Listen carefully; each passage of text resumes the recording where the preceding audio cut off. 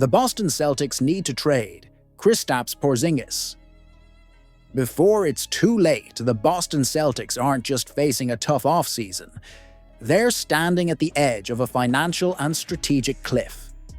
With Jayson Tatum expected to miss the entire upcoming season due to a torn Achilles, the Celtics have a narrow window to recalibrate, not just to survive the storm, but to ensure there's something left when Tatum returns.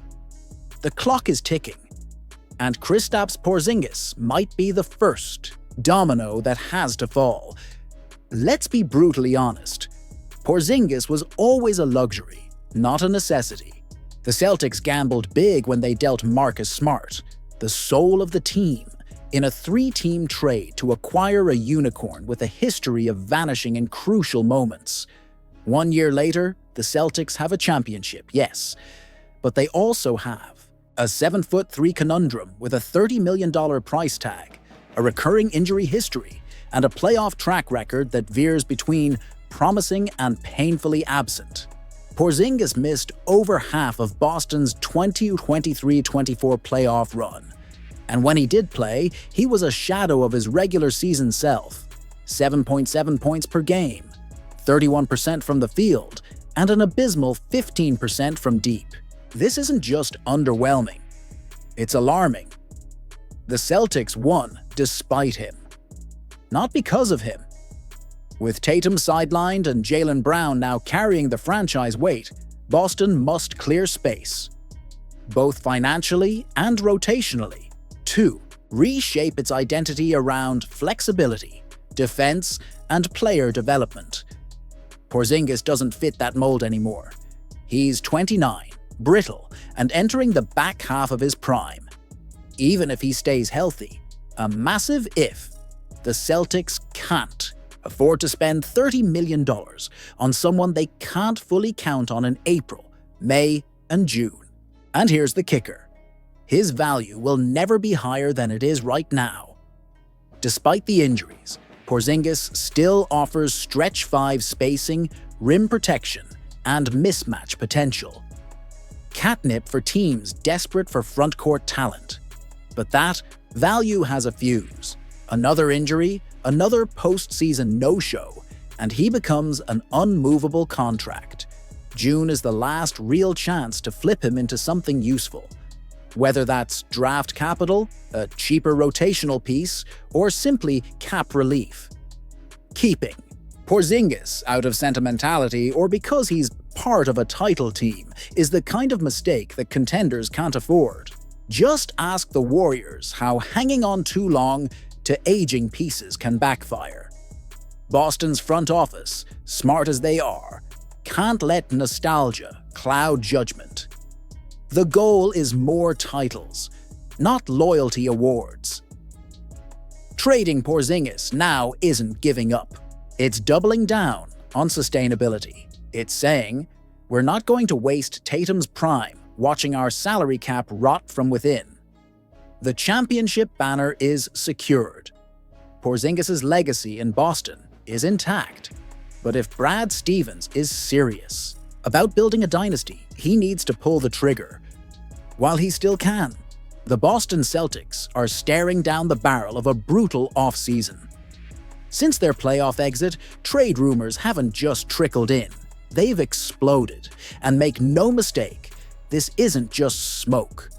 The Celtics are on the verge of a full-scale financial reckoning, driven by the punitive new collective bargaining agreement. The league's second-apron rules aren't just a nuisance, they're a sledgehammer, and Boston is directly in its path. With their payroll approaching historic levels, the Celtics aren't just encouraged to trim the fat. They're being forced to make surgical cuts to a championship core. And that brings us to the most uncomfortable name floating through the NBA trade ether, Jaylen Brown. Brown's Supermax contract, over $300 million, isn't just hefty, it's radioactive under the new CBA climate. Trading him isn't a matter of fan frustration or short-term strategy. It might be existential. But what's truly rattling insiders is the nuclear-level rumor that Boston has its eyes on none other than Giannis Antetokounmpo. Yes, that Giannis, the face of the Milwaukee Bucks, a generational two-way juggernaut. And yes, the chatter suggests a potential Brown for Giannis blockbuster. On paper, it's a dream. In reality, it's a minefield. Boston insiders are reportedly torn, not because of Brown's loyalty or talent, but because of the terrifying unknown that hovers over Jayson Tatum. Tatum's Achilles injury isn't a sprain. It's a career-altering red flag. Sources suggest he could miss a significant chunk of next season, possibly more. And if Tatum doesn't return to his MVP-caliber form, any aggressive move to acquire Giannis could backfire catastrophically. You don't gut your roster for a superstar if your other superstar might never be the same again.